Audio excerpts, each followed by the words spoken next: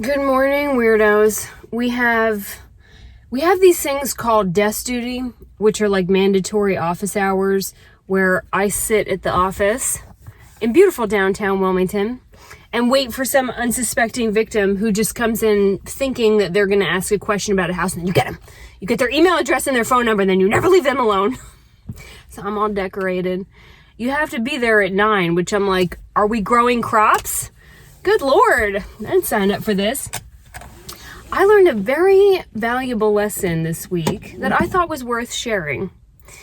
It doesn't really have to do with real estate, indirectly, but that I think we all kind of experience this at some point. I think because of what's going on in the market right now, I know because of what's going on in the market right now, I have seen some displays of greed that make my already frigid heart get even smaller. And like that scene in, what was that, Cindy Lou Who with the mean Grinch Before After Chris, whatever the hell it's called, where his heart is teeny tiny. That's me. It's just unbelievable when everyone has to come over asking price and you give them everything in the world and you don't ask for repairs. I mean, it just, and then they come back and ask for more and sometimes more. And it seems like there's no justice for your buyers. And I have to say, my sellers have been great. They are reasonable. They work with people. I think they're afraid of having to deal with me if they do otherwise. I just think that's good business. Be a human being. You deserve to get the most you can for your house. I'll give you that. But to just like keep going back and just, Anyway, I had 2 buyers recently. One of them was a first-time home buyer, Rob. Rob was wonderful, and Rob got punched in the throat at every turn. If there was a curveball, we caught it. It was just one after another. Multiple offer. Anything under $300,000 is a bloodbath. And I just kept waiting for him to say, I'm done. I just don't want to do this anymore. He was going to have to overpay on a home, and just, it's his life savings, and God love him. He works all over the state. We were having to go to showings at like 9:30 at night because he worked all day, and that was the only time we could do it. And then he'd get a little piece of paper and he would scratch down, what was his due diligence and the sales price. And he was trying to be so responsible to make sure that he was wonderful. He is wonderful. But we kept losing. We'd come 10,000 over and we'd lose, and just all the time. And even when I expected him to quit, then 24 hours later, he'd be back with a screenshot of a new house and, hey, can we go see this? And we just kept trying and we didn't give up. Well, you don't win an offer unless you come way over asking price. Unfortunately now, the prices are just so nuts that they're not appraising. Well, back in the fall, sellers acknowledged this, and you could get, you would just go back and forth and like get to the appraisal point or work it out. Now sellers are like, well, you came over asking. Well, it's a double-edged sword. You have to come over asking, then it doesn't appraise.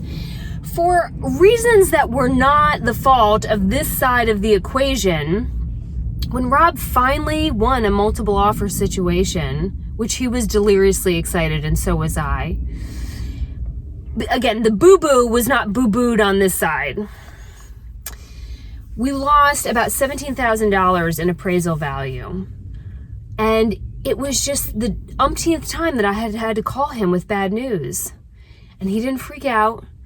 And we worked it out and we fixed it. But we had just been beat up. It was an MMA fight. So by the time we got to the closing table, all the joy was gone from me. I was livid about the boo-boo that had happened. I was so angry that I couldn't focus on anything but how much I wanted to set other people's houses on fire to vindicate my poor buyer. The night before closing, at about 11 o'clock at night, I get a text message from Rob. I'm almost afraid to read the damn thing because I'm thinking like he's lost it. He's going to back out. And I don't blame him. And it said, what should I wear? And I'm thinking, what should you wear? I mean, I've seen people come to closing in pajamas. When I closed on my house, I came in painting gear and moving gear because I knew I was going to get filthy dirty. But what should I wear? And I said, well, I guess whatever you want. And he said, well, I think we should dress up. You think we should dress up? I mean, I try to get all decorated every day that I'm working, but you want to dress like formally? Yeah, like I'm gonna get a suit and tie, and like I think we should dress up. I'm excited, and I wanna dress up. And just like that scene in The Grinch, where his heart grew, and I thought, he's not worried. He is not thinking about all of the trauma that we have been through. He's not thinking about how bad we got screwed on that boo-boo. He's just happy to be buying his first home tomorrow. And here I am back, 30 days ago, still pissed off and still trying to get retribution. And he's not there anymore. That was important. So we dressed up. I mean, I got a pretty dress on and the heels and all that. And he came in a suit and he was so present and I wasn't. My favorite part of the whole thing is getting their closing gifts. And I love it. The whole time, they don't even realize I'm searching for little clues about them, and then I get them a gift. A lot of agents get these bullshit gifts, like knives with the agent's initials carved on them, or I would slap an agent with a cutting board if they bought me a cutting board with their name on it. The feeling is that if you get them something with your initials, every time they use it, they'll think of you. I do not want people to be using a knife and thinking of me, ever.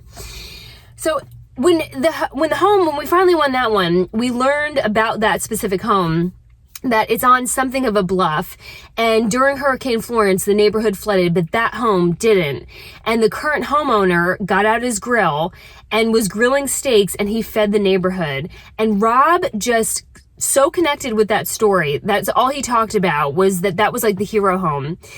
So I went and got him a grill. It is difficult for a vegetarian to get people a grill because I know that Moomy is going on it. And so I just told myself that he's only going to cook fish, so that I could justify this.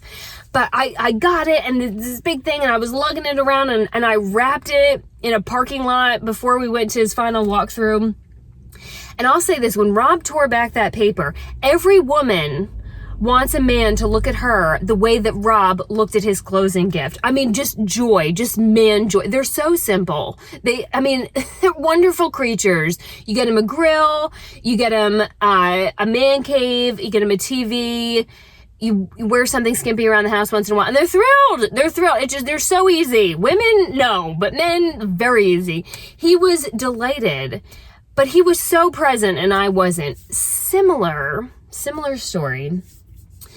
Same thing, much bigger price point. We went to Battle. We gave them everything under the sun that they could possibly want. I mean, I will not disclose specific details, but when I say everything under the sun and then, this was a mind-blowing offer, but they wanted this house so bad, so bad. Multiple offer. They came back again, even though we were way over asking price, and asked for more. The worst part was, my family was out being a family, and when they came back to squeeze us for the last time, the agent said, you only have 30 minutes to let us know. I was like, what? 30 minutes? They're like at the beach. They're out. I can't do that. Plus, we waited 72 hours to hear back from you. Well, we don't hear back from you in 30 minutes, we're going with someone else. So now I have got to put this huge amount of pressure on my buyers so they don't lose the house that they want so bad, and make a very large financial decision in 30 minutes. And I called them, and we were so upset, and they were angry and I was angry, but they came up some more, and I called the agent back in like 29 minutes, worked it out with him, called back my buyers, and the second I'm on the phone, I'm like, and this is so wrong, and da-da-da, and blah, blah, blah, and I'm like going, because all I can think about is how we just got screwed. And they interrupted me, and they said, Casey, did we get the house? I was like, yes, you got the house, but I mean, like, this is some bullshit. And they were like, they were delighted. And I was not. I was so busy thinking of what kind of sugar or honey I was going to pour down the gas cap of his overpriced hot rod. And they just let it go. They were so happy to have gotten their house that even though they had to come way up, they didn't care. They got what they wanted. I could not, I was unglued at that point. It was so much greed, according to me. So the next day I get a phone call from them, and I sort of brace myself that they've thought about it. Maybe they have buyer's remorse. They've had to pay so much. They've overextended. And so I just get ready. And I answer the phone and they said, "We were just wondering if you were okay." So my buyers are calling me because I'm the one who's so upset on their behalf, but they're fine. They're fine. Anyway, the point is don't miss the joy. I deliberately chose to stay pissed off and worried about all the ways we had been wronged instead of the fact that I got both my people the house that they were so excited to get, so thrilled to get, so eager to get. They were there, and I was just worried about everything that had gone wrong and not this two huge things that had gone right. So as you go through your day to day and all the ways that you will get screwed by people who are going to do things the way they want to do them, I learned from them, and I hope you will learn from this video, to not miss the joy. Have a good weekend, weirdos.